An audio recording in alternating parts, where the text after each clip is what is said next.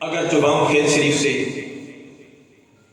صدیوں پہلے ہو چکی ہے، قال اللہ قال رسول، روحانی، علمی، فکری کام ہو رہا ہے۔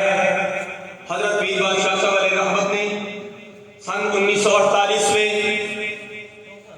اس کیبل پور میں، جس کا نام پہلے کیبل پور تھا، اٹک میں اپنا قدم مبارک رکھ کر صرف اٹک کو فیضان نہیں پہنچایا، بلکہ پوری دنیا اسلام میں حضرت پیر بادشاہ صاحب علیہ رحمت کا فیضان پہنچ رہا ہے۔ اس وقت ضرورت اس امر کی ہے کہ پونے 2 ارب مسلمان ہیں، آج مسلمان بے رحمی کا شکار ہے۔ ضرورت اس امر کی ہے۔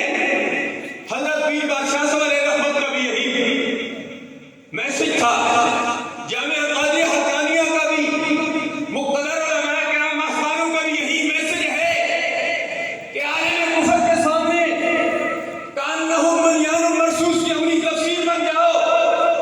اے کلمہ پڑھنے والے، لا الہ الا اللہ محمد رسول اللہ، آپ اس میں متحد ہو جاؤ، چاہے رنگ پیلا ہے، نیلا ہے، سبز ہے، کالا ہے، صبغۃ